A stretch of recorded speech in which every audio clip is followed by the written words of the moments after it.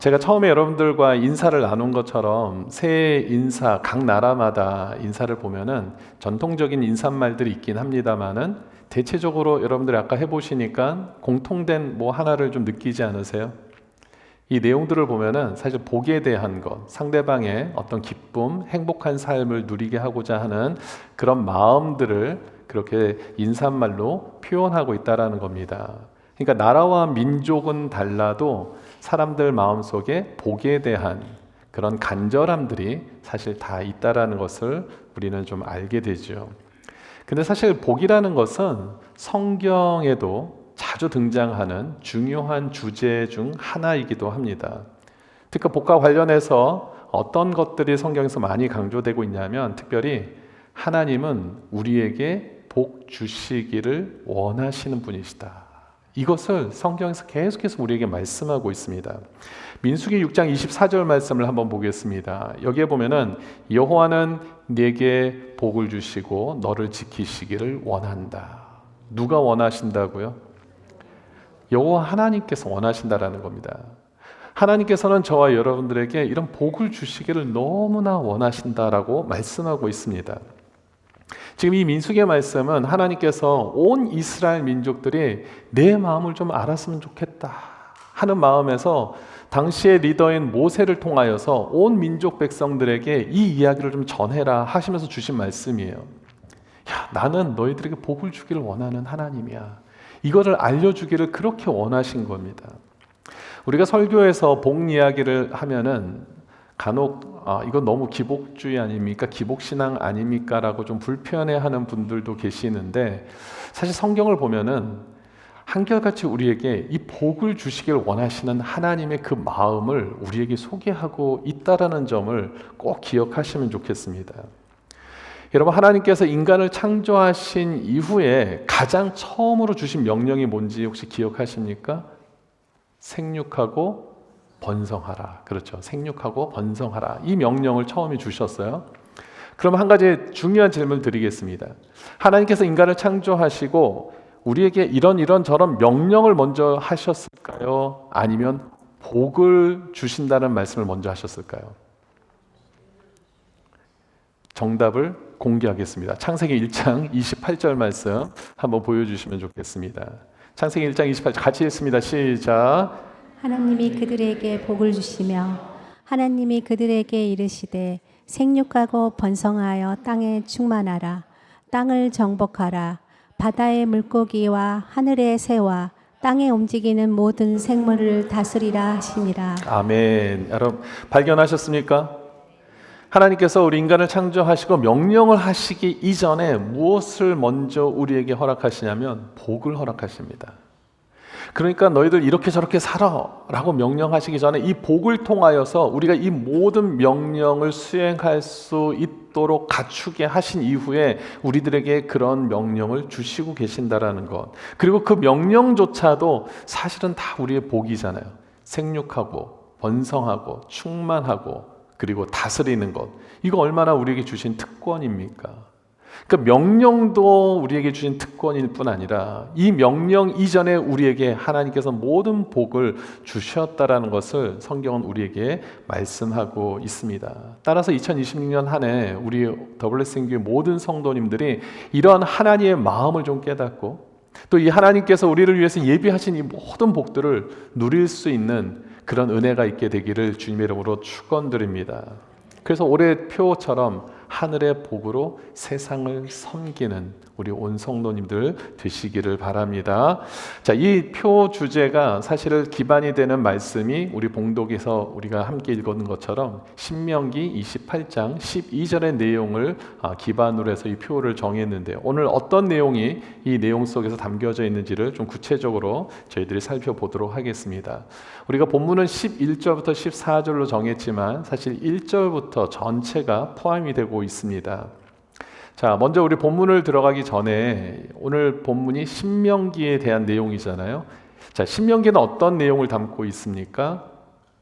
출애굽한 이스라엘 백성들 가나안 땅의 정복에 처음에 실패합니까? 성공합니까? 실패하죠. 출애굽 1세대들은 실패했습니다. 그리고 이제 그들은 광야에서 다 죽게 됩니다. 그리고 실질적으로 가나안 땅에 들어갈 수 있는 그 사람들은 출애굽한 2세대들입니다. 그러니까 2세대들에게 모세가 들어가기에 앞서서 가나안 땅을 정복하기에 앞서서 다시 한번 하나님의 말씀을 전하는 내용이 신명기의 말씀이죠.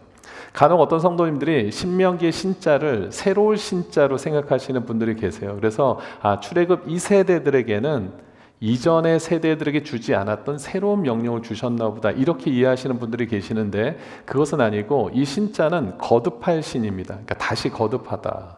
그러니까 영어로 하면 듀테로놈인가요? 그렇게 되어 있습니다. 듀테로놈이라는 이 신명기의 말씀은 다시 두 번째로 언급된 율법이다라는 의미를 가지고 있죠. 그러니까 없었던 전혀 새로운 명령을 하나님이 하시는 것이 아니라 이미 출애굽 1세들에게 주셨던 하나님의 그런 말씀들을 다시 거듭해서 우리에게 백성들에게 알려주는 말씀이 바로 신명기라는 겁니다. 우리가 보통 한국말로 신신당부하다 이런 말 표현하잖아요. 그렇죠?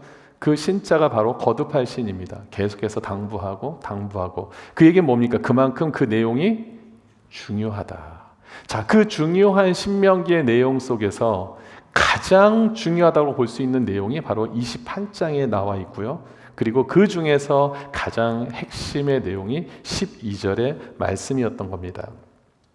자, 11절과 12절을 다시 한번 보겠습니다. 어떤 내용으로 시작을 하고 있습니까? 여기에 보니까 여호와께서 내게 주리라고 내 조상들에게 맹세하신 땅에서 내게 무엇을 주십니까? 복을 주신다라는 거예요. 여기서도 분명히 복을 주시겠다라고 말씀하시는 겁니다. 그리고 12절로 넘어갑니다. 여기도 보니까 중반부에 뭐가 되어 있냐면 내 손으로 하는 모든 일에 무엇을 주십니까? 복을 주신다라는 거예요. 아까 말씀드렸죠. 신명기는 굉장히 중요한 말씀들이 묶여있는 책입니다. 모세는 비록 가나안 땅 들어가지 못하지만 가나안 땅에 들어갈 다음 세대들에게 너희들은 이렇게 살아야 돼. 이전에 너희들 부모 세대들은 하나님 말씀대로 살지 못해서 이 땅 가운데 죽었지만은 너희들은 이제 가나안 땅에 들어가서 이러한 삶을 삶으로 인해서 하나님 모든 복을 좀 누려야 돼라고 주신 말씀이잖아요. 얼마나 엑기스의 말씀만 모아놨겠습니까? 그 가운데 가장 핵심이 뭐냐면 하나님은 하나님의 백성들에게 복을 주시길 원하신다. 지금 그렇게 이야기를 시작하고 있습니다. 자, 그러면 그 어떤 복들인가 궁금하시죠? 어떤 복이 있길래 하나님께서 자꾸만 이렇게 복에 대한 말씀을 하시는가? 그 복의 범위를 좀 한번 살펴보겠습니다. 신명기 28장 2절 말씀 여기에 보니까 이 모든 복이 내게 임하며 내게 이르리니 라고 말씀하고 있습니다. 그러면서 3절부터 어떠한 복이 시작되는지를 우리에게 소개하고 있는데 어떤 학자들은 이 이후의 내용들을 가리켜서 6가지의 복과 6가지의 언약으로 이렇게 구분을 하지만 저는 이것을 좀 다 통틀어서 아울러서 한 4개로 좀 나누어서 여러분들에게 소개를 하려고 합니다. 첫 번째는 어떤 복을 허락하시냐면 장소와 환경에 영향받지 않고 끊임없이 부어지는 복을 우리에게 주신다라는 겁니다.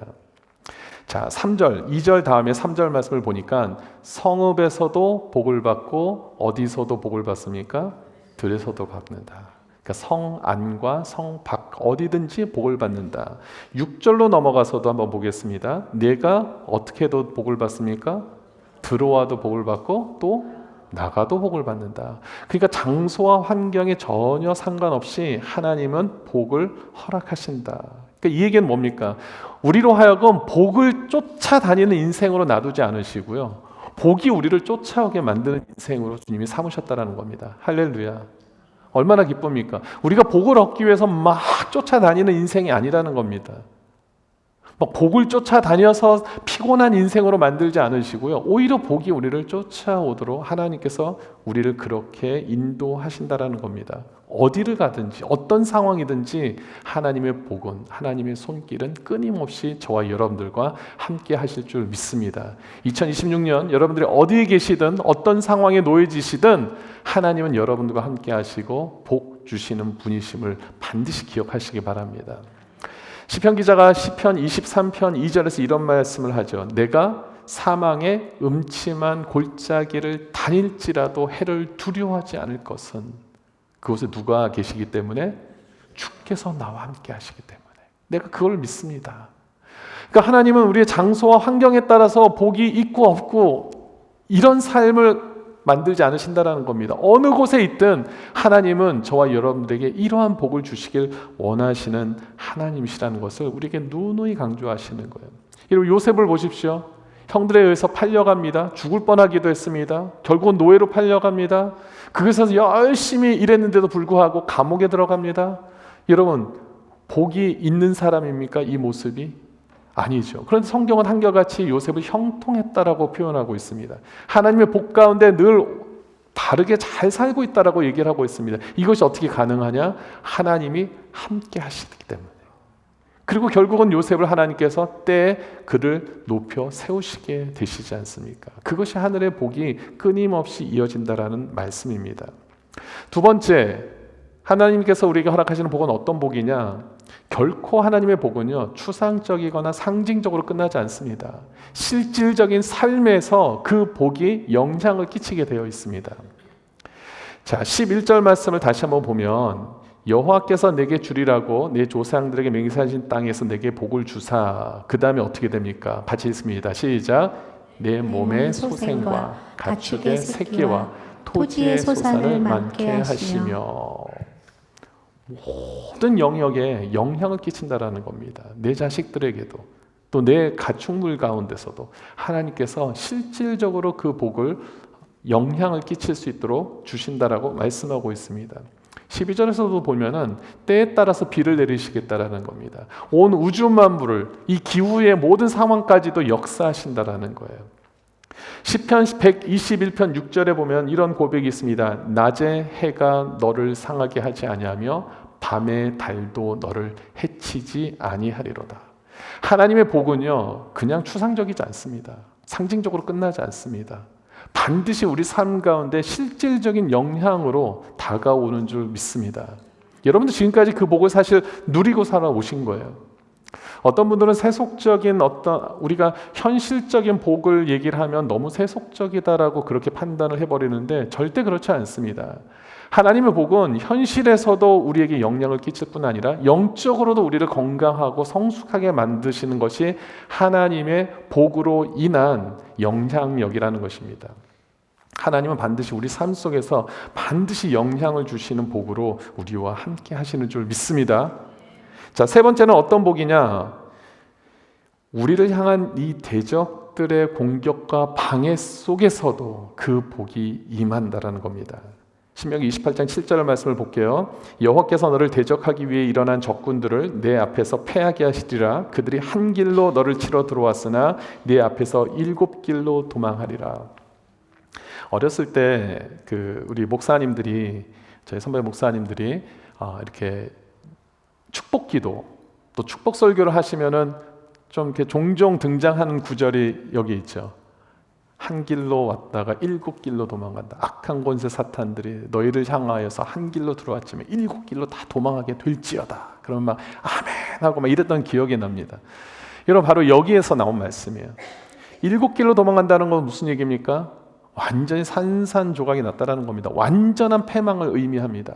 하나님의 백성들을 공격하는 그 세력은 끊임없이 우리를 향해서 오지만 결국은 하나님의 복이 임함으로 인하여, 하나님이 우리와 함께함으로 인하여 그 모든 대적들이 뿔뿔이 흩어질 수밖에 없다. 이것이 하나님께서 우리에게 베풀어 주시는 복이라는 것입니다. 아까 시편 23편 말씀을 얘기했지만 거기 5절에 보면 주께서 내 어디에서 원수의 목전에서 내게 상을 차려주시고 내 머리에 기름을 부으셨다. 어떠한 대적들이 우리 눈에는 되게 강해 보이는 대적이라 할지라도 하나님께서 그 모든 대적들을 산산이 부서뜨리시고 우리에게 가장 귀한 복으로 허락하신 줄 믿습니다. 혹시라도 여러분 올해 여러분들의 마음속에 여러분들 대적하는 어떤 세력으로 인하여 근심하고 두려워하고 고통받고 있습니까? 오늘 주님 앞에 나아가실 때 그 복을 통하여서 하나님께서 여러분의 모든 대적들을 산산이 부서뜨리게 될 줄 믿습니다. 마지막으로 어떤 복이 임하게 되느냐? 차고 넘치도록 임하는 복입니다. 전 미국에서는 그런 표현을 하는지 모르겠지만 한국을 가끔 가보면은 막 이렇게 길거리에 이런 간판이 막 써 있는 걸 보게 됩니다. 어떤 걸 맞냐면은 창고 대방출 세일, 창고 대개방 세일, 대박 세일 뭐 이런 거 많이 보셨죠? 오늘 12절 말씀을 보니까 이런 표현이 있습니다. 여호와께서 너를 위하여 하늘의 아름다운 보고를 여셨다. 창고를 여셨다라는 겁니다. 창고 대방출 세일. 하나님께서 우리 하나님의 백성들의 복을 부시는데 그냥 찔끔찔끔 야금야금 주시는 것이 아니라 창고를 완전히 개방했다라는 겁니다. 마음껏 부어주시겠다라고 성경이 우리에게 말씀하고 있죠. 오늘 하나님께서 저와 여러분들을 위하여 이 하늘의 보고를 활짝 여시고 대방출 복을 우리에게 준비하고 계신 줄 믿으시기 바랍니다. 그럼 중요한 것은 뭐냐면 그럼 이러한 복, 지금 4가지 말씀을 드렸는데 이 모든 복들을 그러면 어떻게 우리가 누릴 수 있게 되는가? 오늘 이 부분들을 이제 말씀드려야 돼요.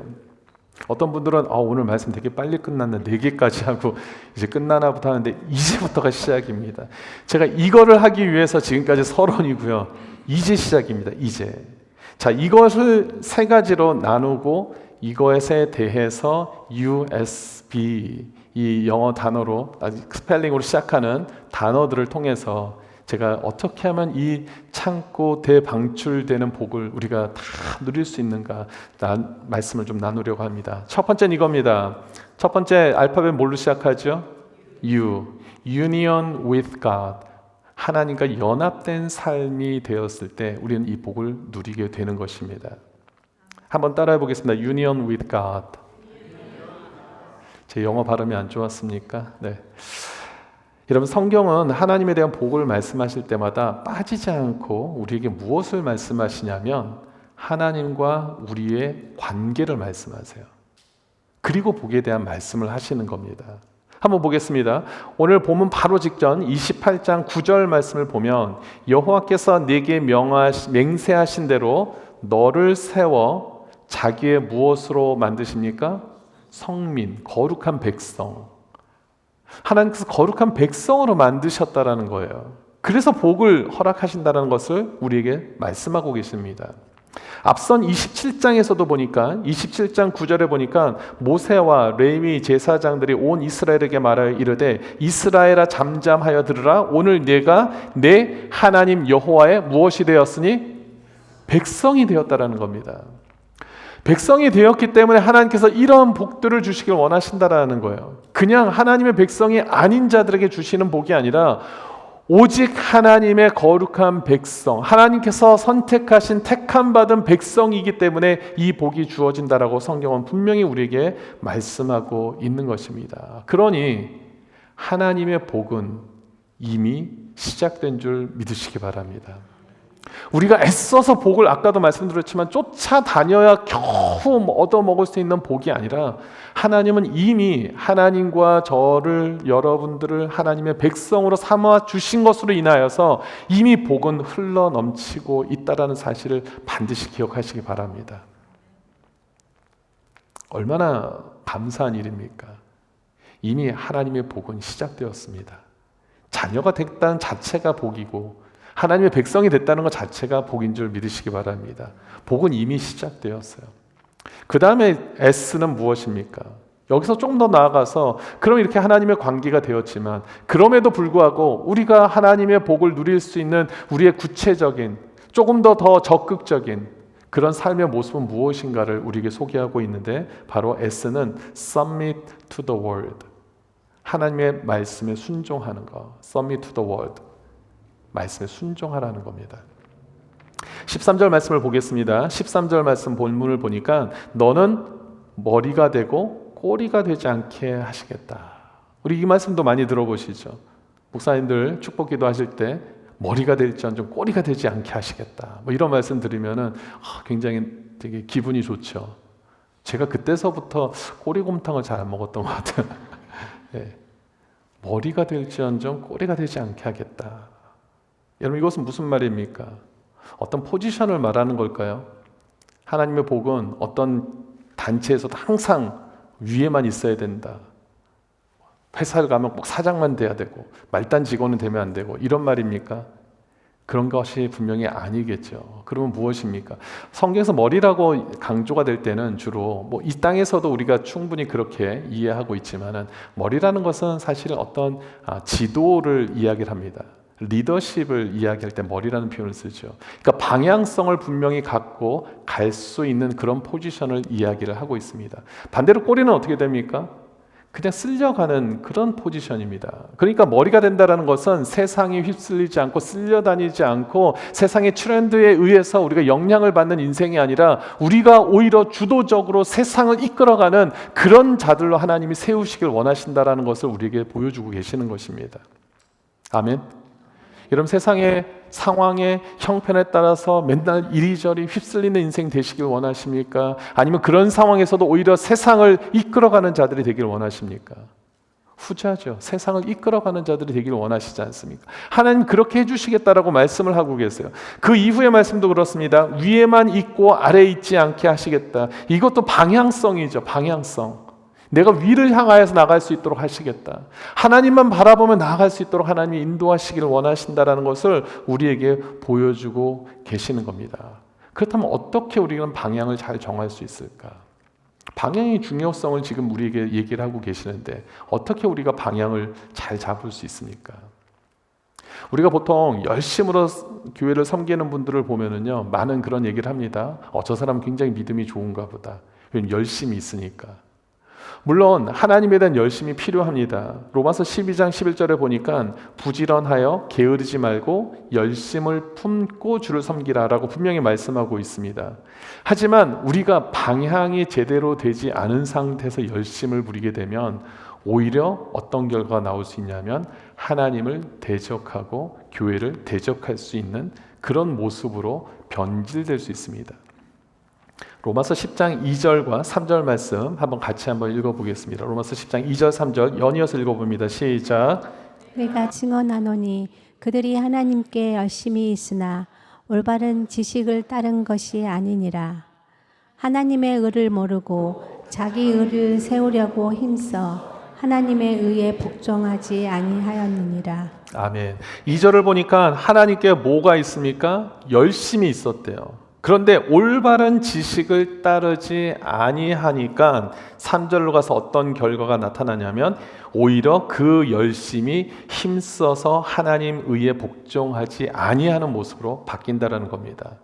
그러니까 내 열심이 중요한 것이 아니라 하나님이 원하시는 열심이 되지 않으면 오히려 하나님을 대적하고 하나님께 불순종하고 교회를 힘들게 하고 성도들을 힘들게 하는 열심으로 바뀌어 버릴 수 있다는 것을 성경은 우리에게 경고하고 있습니다. 자, 로마서를 누가 쓴 겁니까? 사도 바울이잖아요. 근데 사도 바울이 자기가 이런 경험을 했지 않습니까? 사도 바울은 성경 속에 어떤 인물보다도 열심이 많았던 사람이었습니다. 그런데 그 열심이 방향이 좋지 않았을 때, 하나님의 뜻에 맞지 않는 그런 열심이었을 때는 어떻게 합니까? 하나님을 대적한 거라고요. 자신은 그렇게 일을 하면서도 나는 하나님의 영광을 위해서, 하나님을 위해서 나는 열심히 살고 있어라고 착각하고 있었지만 그 열심이 결국은 하나님의 나라를 방해하고 하나님의 나라를 무너뜨리고 그리스도인들을 죽이는 비참하게 만드는 결과를 만들어내지 않습니까? 사도 바울은 누구보다도 이 사실을 잘 알았어요. 그래서 로마 교회에다 그 얘기를 하고 있는 겁니다. 너희들이 열심은 있지만 그것이 정말 올바른 지식 안에서 이루어진 열심이 아니라면 오히려 하나님의 의에 불복종하는 일에 힘쓰는 결과밖에 안 된다. 지금 그 이야기를 하고 있는 것이죠. 방향이 참 중요합니다. 탈무드에 보면 이런 얘기가 하나 있습니다. 어떤 사람이 예루살렘을 향해서 길을 걷고 있는데 너무 힘든 거예요. 그래서 잠깐 쉬고야 됐습니다. 쉬게 되는데 저쪽에서 마차가 하나 지나가요. 그래서 마차를 잠깐 세워가지고 질문을 합니다. 아니, 여기서 예루살렘까지는 얼마나 걸립니까? 그랬더니 그 마차꾼이 한 30분 정도는 좋게 걸릴 것 같습니다. 이런 얘기를 합니다. 아, 그렇습니까? 그러면 저 이 마차를 좀 타고 싶습니다. 이 마차를 좀 태워주실 수 있습니까? 그러니까 마차꾼이 그러시라고. 그래서 마차를 태웠어요.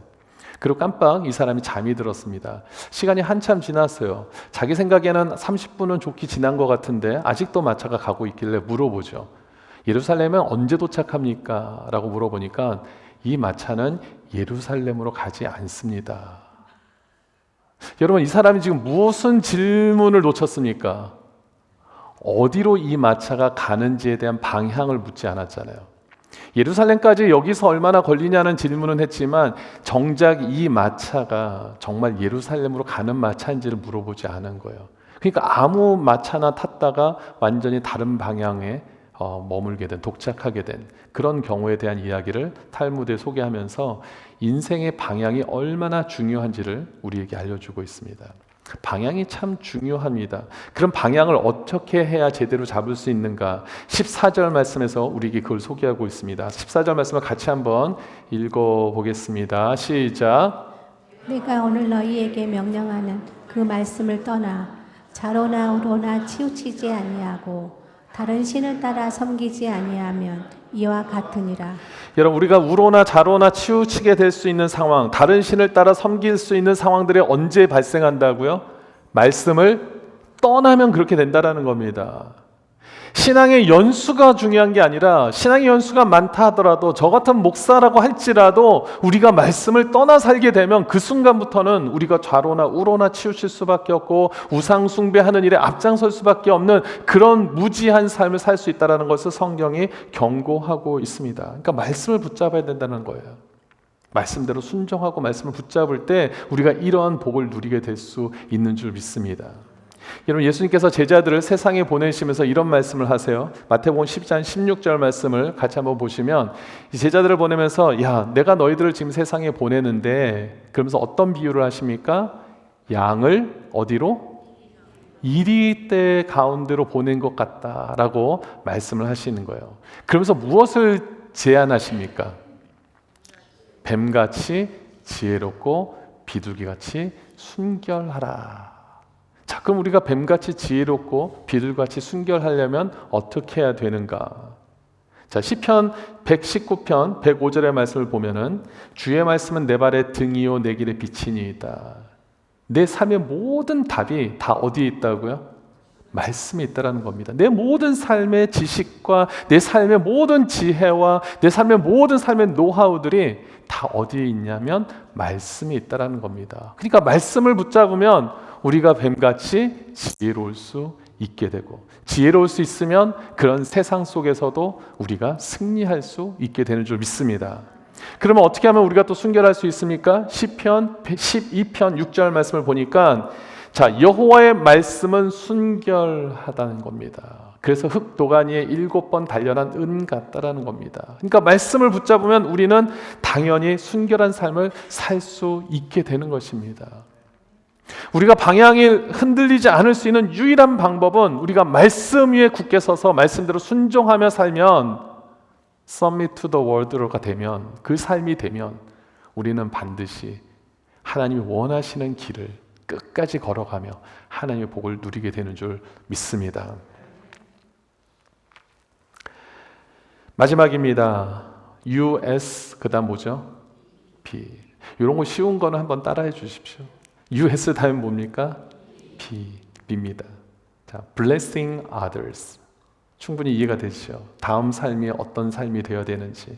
여러분 12절 말씀을 보니까 여호와께서 너를 위하여 하늘의 아름다운 보고를 여시사 내 땅에 때를 따라 비를 내리시고 내 손으로 하는 모든 일에 복을 주시리니 이렇게 많은 복을 주신다고 말씀하시고 네가 많은 민족에게 꾸어 줄지라도 너는 꾸지 아니할 것이요. 얼마나 많은 복을 주셨으면 우리로 하여금 남들에게 꾸지 않고 꾸어줄 수 있도록 하시겠다라고 말씀하고 있습니다. 자, 이 얘기는 뭡니까? 우리로 하여금 하늘의 복을 나눌 수 있는 도구로 쓰시겠다라는 겁니다. 여러분, 저와 여러분들의 하늘의 복을 여러분 스스로 간직만 하고 사는 삶을 살기 원하십니까? 아니면 그 받은 복을 막 흘러 넘쳐서 다른 사람들에게 주기를 원하시는 삶을 살기를 원하십니까?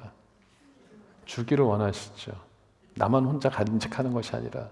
우리 보통 이런 그 비유를 많이 합니다. 이스라엘 지역에 보면은 두 개 큰 바다 같은 호수가 있죠. 어떤 것이 있습니까? 갈릴리, 그 다음에 사해. 예.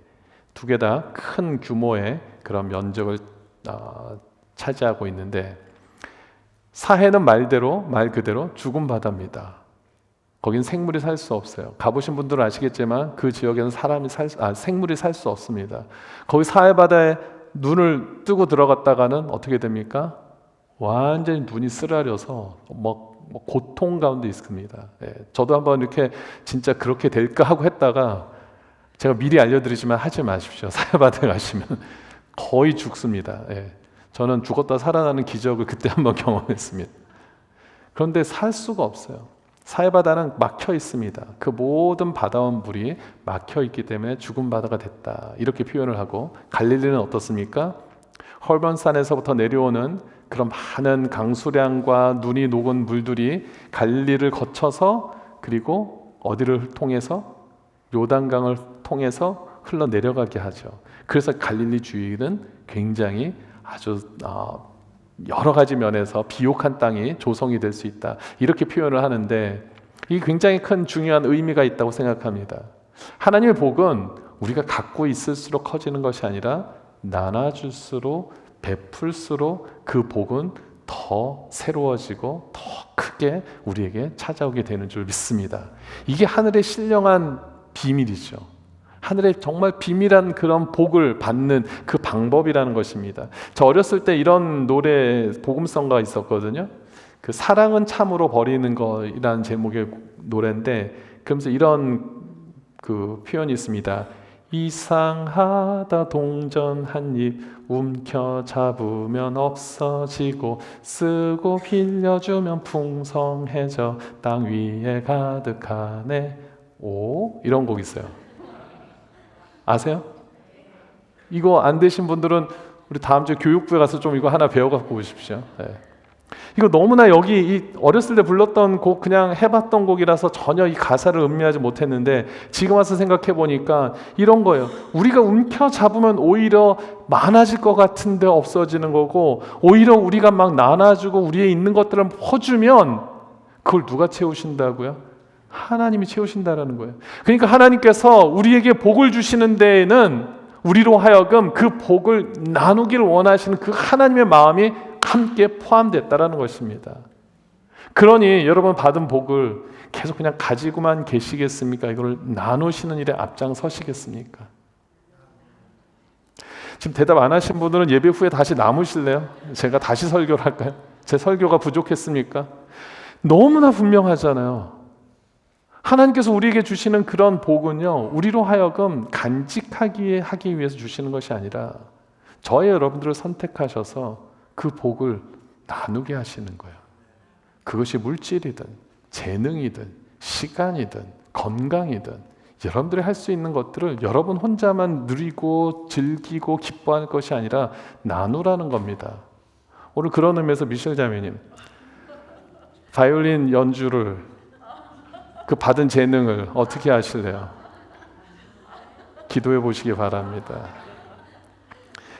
여러분, 우리에게 주신 하나님의 재능, 물질, 시간, 건강, 그 외 모든 것들을 정말 하나님의 영광을 위해서 쓰기 시작하면 하나님은 반드시 그 이상의 것들을 채워주시는 줄 믿습니다. 하나님, 저는 아직 이게 안 되세요. 하나님, 저는 아직 여기 부족해서요. 여러분, 그러면 평생 그냥 그 부족한 삶으로 살아갈 확률이 참 높습니다.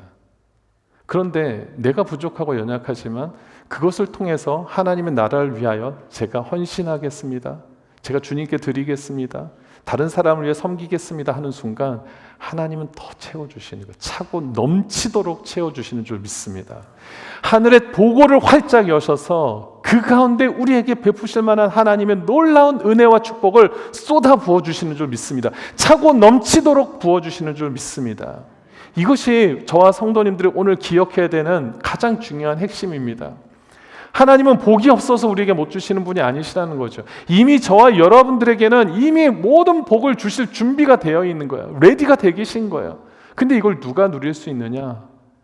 아까 말씀드린 대로 뭡니까? Union with God. 늘 내가 하나님과 함께, 하나님께 속해 있을 때, 하나님의 자녀로서 내가 담대하게 살아갈 때 하나님께서 감당할 수 있는 모든 은혜와 능력을 부어주신 줄 믿습니다. S는 뭡니까? Submit to the word. 하나님의 말씀을 내가 순종하고 가면 반드시 하나님께서 그 말씀대로 살아가는 자의 길을 복되게 하시는 줄 믿습니다. 마지막 B 뭡니까? Blessing others. 다른 사람들에게 베푸십시오, 섬기십시오, 나누십시오. 그러면 반드시 그것을 통하여서 하나님께서 영광 받으시고 우리에게 더 많은 헌신과 더 많은 섬김을 할 수 있도록 우리에게 부어주실 줄 믿습니다. 저는 지난 송구영신 예배 때 우리 그 전에 전교인 단합대회를 하는데 많은 성도님들이 많은 그 도네이션을 해주셨잖아요. 저는 얼마나 감사한지 모르겠어요. 그분들이 무엇인가 많아서 저는 주셨다고 생각하지 않습니다. 그런데 나에게 있는 것을 정말 누군가를 위해서 내가 섬겨야겠다라는 그 헌신된 마음을 주님께서 보시는 거예요. 그리고 그 모습을 주님께서 너무나 기뻐하시고 또 그 손길을 통해서 더 많은 그런 사랑과 은혜를 베푸실 수 있도록 하나님께서 저는 계속 채워주실 줄 믿습니다. 여러분, 주님께서 허락하신 모든 것들을 주의 영광을 위하여서 아낌없이 드릴 때 그 복의 그 언리밋되어 있는 하나님의 복으로 저와 여러분들을 채워주실 줄 믿습니다. 아멘.